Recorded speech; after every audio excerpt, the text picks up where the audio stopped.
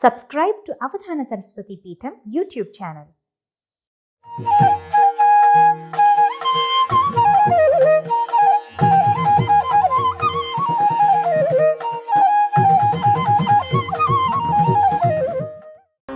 ఒకప్పుడు 12 వర్ష పరిమితమైనటువంటి ఒక మహాసత్ర యాగమును కులపతి అయినటువంటి శౌనక మహర్షి సంకల్పించి ఆ మహాయాగాన్ని పరమ ఋషి గణ సమన్వితుడై నెరవేరుస్తూ ఉన్నాడట.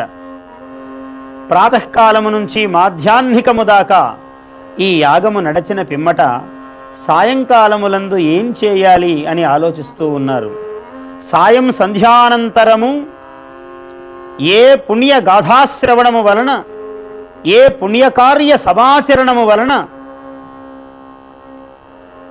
ముక్తిని పొందాలి అని మహర్షిగణము ఆలోచిస్తూ ఉండగా అక్కడికి మహానుభావుడైనటువంటి ఉగ్రశ్రవసుని యొక్క కుమారుడైనటువంటి సూతుడు ఏతించినాడు.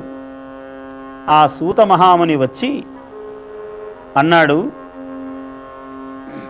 అమ్ముని సంఘంబునకు నమస్కారంబు చేసి ఏను అనేక పురాణ పుణ్య కథాకథన దక్షుండను. ఓ మహానుభావ, నేను ఎన్నో పురాణములను చెప్పడములో చాలా నేర్పరిణి అన్నాడు. ఏను అనేక పురాణ పుణ్య కథాకథన దక్షుండను వ్యాస శిష్యుండు అయిన రోమహర్షణునకు పుత్రుండను. వ్యాస శిష్యుడైనటువంటి రోమహర్షణునకు నేను పుత్రుడను. నా వలన ఎక్కథ వినవలతురు. నేను ఏం చెబితే మీ అందరికీ ఇష్టము అది నేను చెప్పడానికి సిద్ధంగా ఉన్నాను. వ్యాస శిష్యుడను అనటములోనే సకల పురాణ ఇతిహాస ఆగమ కథన విచక్షణుడు ఈతడు అని తెలుస్తున్నది. అందువలన ఇటువంటి వాడను నేను అని పరిచయం చేసుకుని నన్ను ఏం చెయ్యమంటారన్నాడు. అప్పుడు వాళ్ళు అన్నారు, ఏయది హృద్యము అపూర్వంబు ఏయది యద్దాని వినిన ఎరుక సమగ్రం వైయుండు అఘ నిబర్హణము ఏయది. ఓ మహానుభావ, ఏది అపూర్వమైనదో, ఏది హృదయమైనదో, హృదయంగమమైనదో, ఏది ఇంతకు మునుపు ఎవ్వరూ ఎక్కడా ఎప్పుడు చెప్పని వినని కథయో అన్నారు. ఏది హృద్యంబు అపూర్వంబు యద్దాని వినిన ఎరుక సమగ్రం వైయుండును. ఏది వింటే జ్ఞానము సంపూర్ణమవుతుందో, ఎరుక అంటే జ్ఞానము. అఘ నిబర్హణము ఏయది పాప సంతాపకము, పాప అపనోదకము ఏదో అఘ నిబర్హణము అన్నారు. మనము స్నానాలు ఆచరించేటప్పుడు కూడా అఘ నిబర్హణము, అఘమర్షణ స్నానము అని చేస్తాం. అఘం మర్షయతి యత్ స్నానం. అఘమును పోగొట్టేటువంటిది ఏ స్నానమో. పుష్కరములు వచ్చినప్పుడు స్నానాలు చేస్తాం. అక్కడి స్నానానికి చాలా విశేషమైన ఫలం ఉన్నది. ఇటీవల దాకా మనము చేసినటువంటి ఒక మహత్తర పుణ్యకార్యము. ఆంధ్రులమందరము కూడా గోదావరి మాతృ గర్భములో మునిగి తేలి ఆ పుణ్యాన్ని సంపాదించుకున్న తరుణం ఇది. కాబట్టి అఘ నిబర్హణము ఏయది అక్కథయ వినగ ఇష్టము మాకు. అయ్యా, ఏది అపూర్వమో హృదయమో, ఏది వింటే ఎరుక సమగ్రమో, ఏది అఘ నిబర్హణమో అటువంటి కథ మాకు వినాలని ఉన్నది మహానుభావా అని అడిగారు. అడిగితే మహానుభావుడు అన్నాడు, ఉగ్రశ్రవసుడు అట్లేని. అలా అయినట్లయితే మీకు అభిమతంబైన పుణ్యకథ చెప్పెదను, దత్తావధానులరై వినుండు.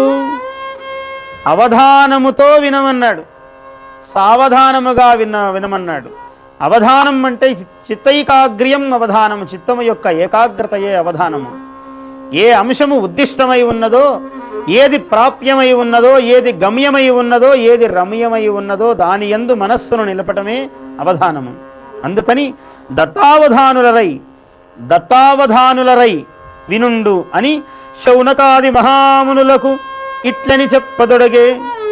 కృష్ణద్వైపాయనుండు అను బ్రహ్మర్షి తొల్లి వేదంబులు ఏకీభూతంబులై. ఒకప్పుడు వేదములన్నీ రాశీభూతముగా ఉన్నాయి.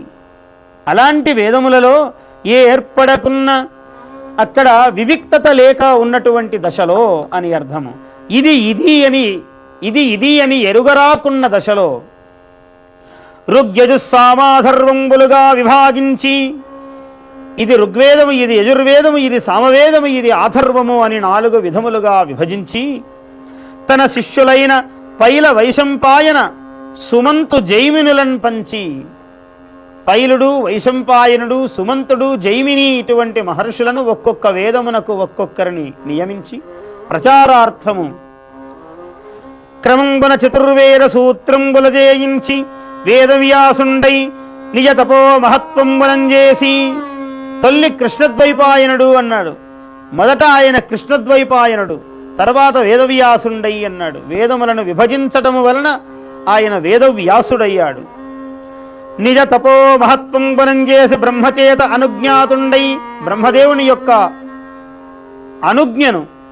అనుమతిని తీసుకొని అష్టాదశ పురాణంబులను, నీతి ధర్మ శాస్త్రార్థతత్వంబులను, చతుర్వేద వేదాంత అభిప్రాయంబులను, చతుర్వర్గ వర్గానుబంధ బంధుర కథా ఇతిహాసంబులను, చతుర్యుగ మహర్షి రాజవంశ చరితంబులను, చతుర్వర్ణాశ్రమ ధర్మ క్రమంబులను,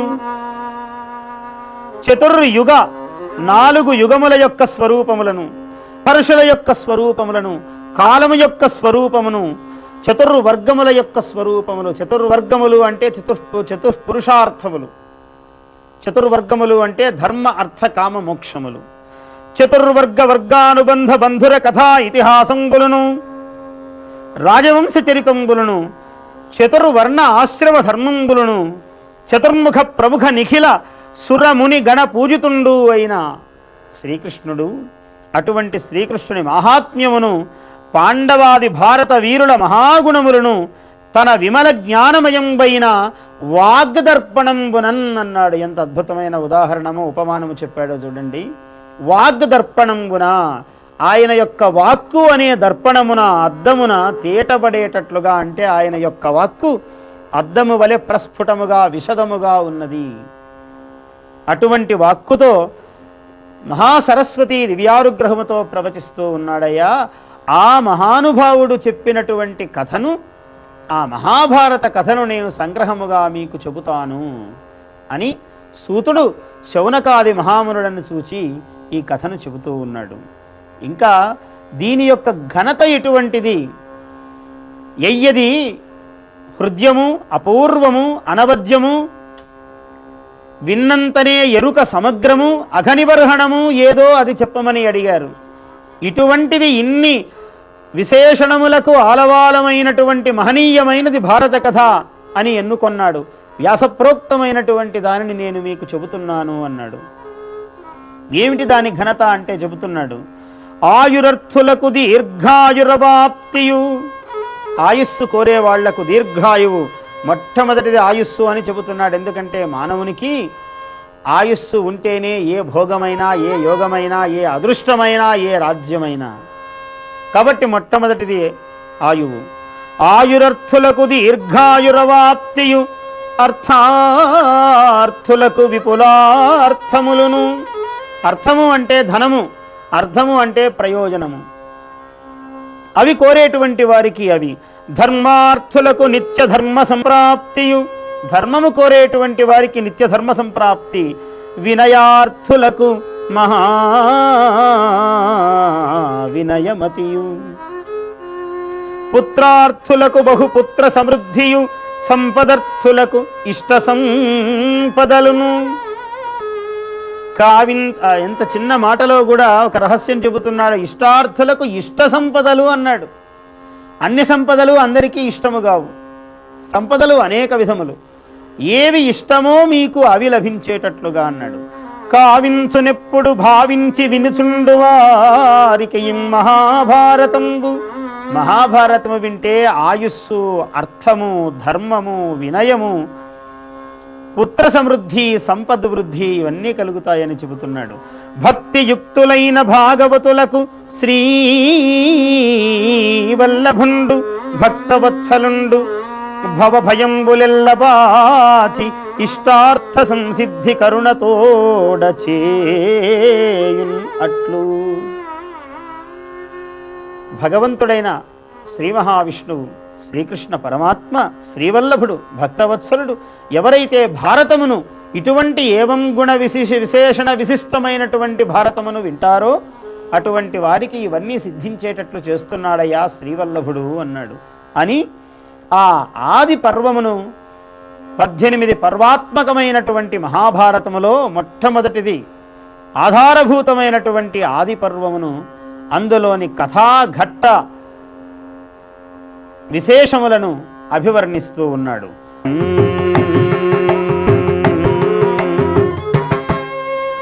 ఇది ఏ ఆది పర్వము కథా సర్వము, ఇది ఏ ఆది పర్వము అమృత కథా సర్వము.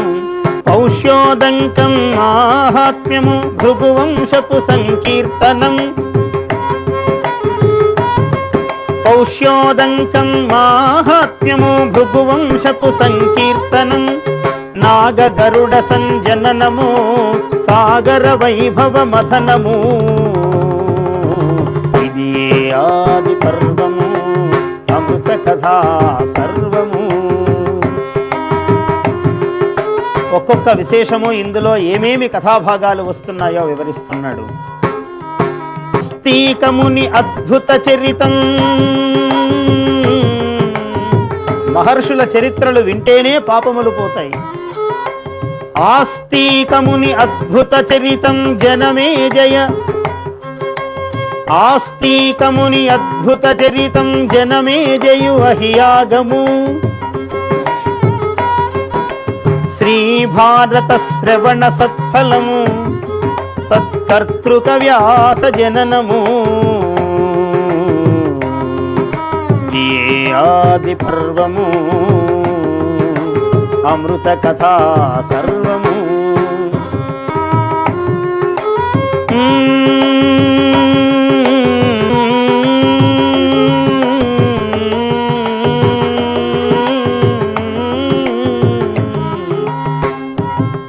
దేవదైత్య దానవ మానవ గణ యక్ష కిం పురుష కిన్నరం,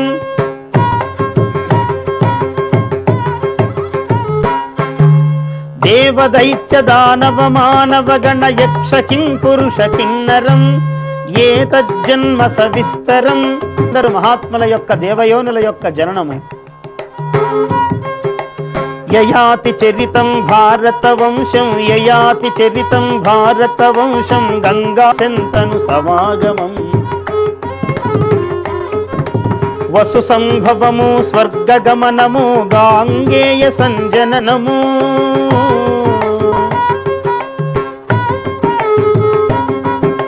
శ్రీధృతరాష్ట్రుని జననము, శ్రీధృతరాష్ట్రుని జననము పాండురాజు సంజననము.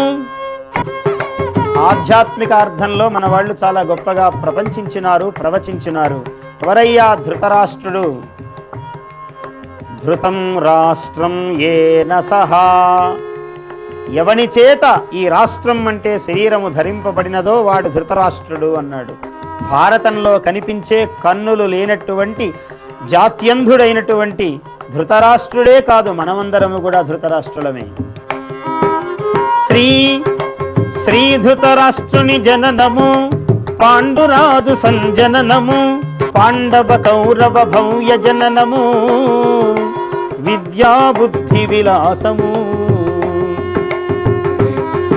సూర్యలభ్యము రాజ్యము కొరకై దుర్యోధను దుస్తంత్రము, శౌర్యైక లభ్యమైనటువంటి రాజ్యము కుమార్గములలో దుర్మార్గములలో నాకు కావాలి అని ఆలోచించేటువంటి దుర్యోధనుని యొక్క దుస్తంత్రము ఇందులో చెప్పబడింది ఈ ఆది పర్వములో. శౌర్య లభ్యమౌ రాజ్యము కొరకై దుర్యోధను దుస్తంత్రము హిడింబు వధయున్ ఘటోత్కచ కథన్ హిడింబు వధయున్ ఘటోత్కచు కథన్ ఏకచక్రపుర పతవధన్ కృష్ణద్వైపాయన ముని జననము కృష్ణ ద్రౌపది జననము. ద్రౌపది కృష్ణ అని నామధేయము. మదో కోమలి కృష్ణజూచి అన్నాడు తిక్కన. ముందు ముందు భాగంలో మనకు తెలుస్తుంది. ఆయా సందర్భములు వచ్చినప్పుడు తిక్కన గారి యొక్క మాహాత్మ్యము, ఆయన యొక్క గరిమ, రచనా శైలి, ఆయన యొక్క జీవన విశేషములు, అలాగే ఎర్రాప్రగ్గడ కథాభాగం వచ్చినప్పుడు వారి గురించిన మాహాత్మ్యము, వారి గురించిన విశేషములు మనం తెలుసుకుంటాం. కృష్ణద్వైపాయన ముని జననము కృష్ణ ద్రౌపది జననము దోపసుందోపాఖ్యానం సుభద్రార్జునుల పరిణయం. ఇది ఏ ఆది పర్వము అమృత కథా సర్వము.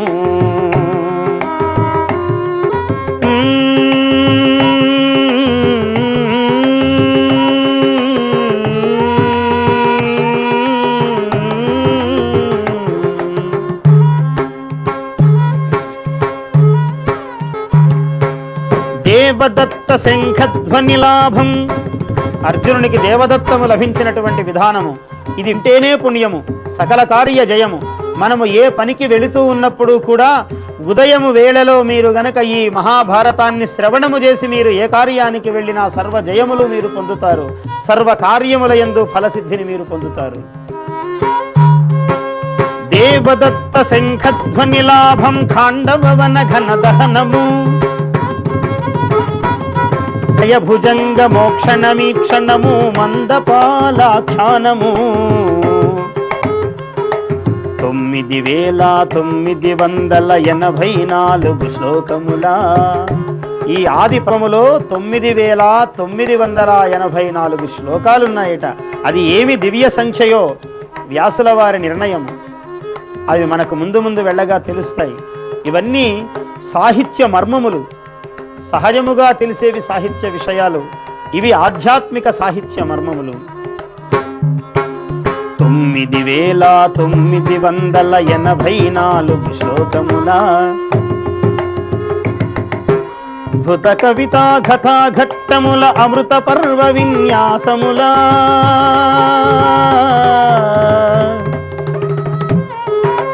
అద్భుత కవితా కథా ఘట్టముల అమృత పర్వ విన్యాసముల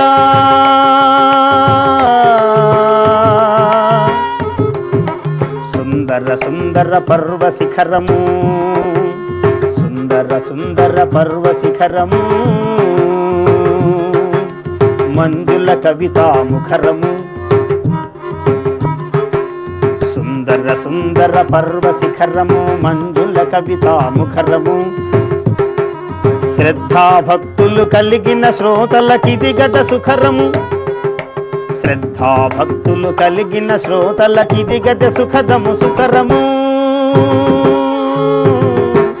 ఇది ఏ ఆది పర్వము ఇది ఏ ఆది పర్వము అమృత కథా సర్వము ఇది ఏ ఆది పర్వము.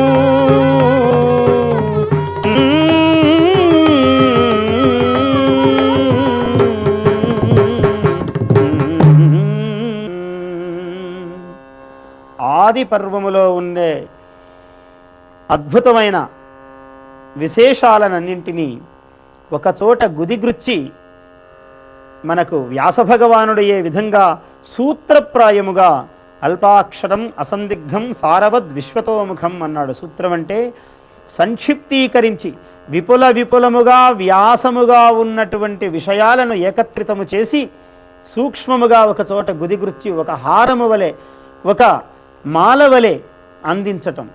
అది ఇక్కడ అద్భుతంగా నన్నయ్య గారు కూడా మనకు అందించినారు. వ్యాసుల వారు అందించిన, నన్నయ్య గారు మనకిచ్చిన వాటిని నేను గుర్చి ఒక గీతికామాలికగా చేసి మీకు అందిస్తున్నాను. ఎందుకంటే పాటకు ఒక శ్రావ్యతా లక్షణం ఉన్నది, ఒక ఆకర్షక లక్షణం ఉన్నది. కాబట్టి తద్వారా మనము దాన్ని స్వీకరిస్తే అది మన గళములో హాయిగా ధరించగలుగుతాం. గళములో మాలను మెడలోనే కదండి వేసుకుంటాం. ఈ గీతికా మాలను మన గళములో వేసుకుంటాం. మన కంఠములో కంఠస్థమై ఉంటుంది ఈ మాల, గీతికా మాల. ఇలా ఉండాలని ఈ మార్గములో మీకు ఇది సంగీత ప్రసంగ కార్యక్రమం కాబట్టి ఈ విధంగా మీకు అందించగలుగుతున్నాను. ఇందులో అద్భుతమైన కథాఘట్టాలు, ఒక్కొక్క దానిని ఒక్కొక్క పర్వం అన్నాడు. అందుకనే మహాభారతాన్ని శతపర్వ సమన్వితము అన్నాడు. కావడానికి 18 పర్వములే అయినప్పటికీ దీనిని శతపర్వ సమన్వితము అన్నాడు. ఏమిటి శతపర్వములు అంటే ఇందులో ఉన్న ధృతరాష్ట్ర జననము అన్నాడు అనుకోండి, అది ఒక పర్వము. ధృతరాష్ట్ర జనన పర్వము, పాండురాజ జనన పర్వము, పాండవ జనన పర్వము, కౌరవ జనన పర్వము, దుర్యోధన దుస్తంత్ర పర్వము, హిడింబ వధ పర్వము. ఇలాగా ఒక్కొక్క కథాఘట్టానికి ఒక్కొక్క పర్వము అని పేరు పెట్టారు. పర్వము అంటే కూడా అర్థము భాగము అని. చెరకులోని భాగాలను పర్వములు అంటారు.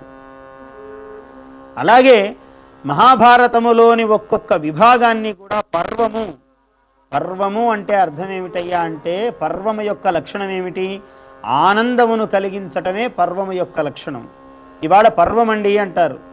కొంచెం ఉదాత్తమైన భాష మాట్లాడేవాళ్ళు ఇవాళ పర్వమండి, ఉగాది పర్వము అంటారు. ఉగాది పర్వదిన సందర్భముగా అంటుంటాం. పర్వము అంటే అది పరితోష కారణమైనటువంటిది, ఒక పండుగ అని అర్థము, ఉత్సవము అని అర్థం. ఇందులో ప్రతి ఘట్టము కూడా ఉత్సవ కారణమే అంటున్నాడు.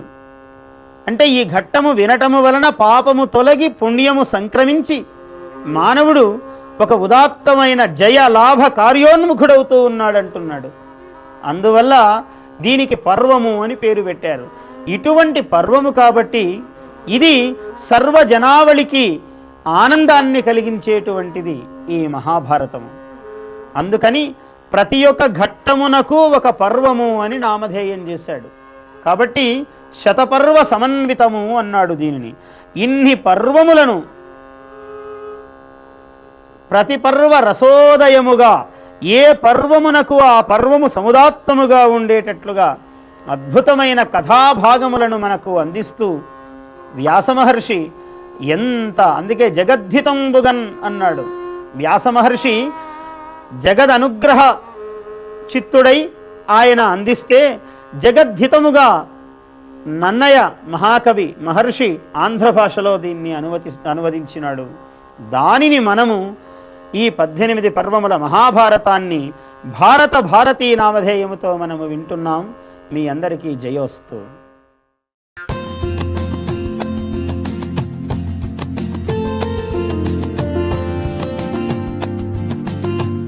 Subscribe to Avadhana Saraswati Peetham YouTube channel. Like and share this video.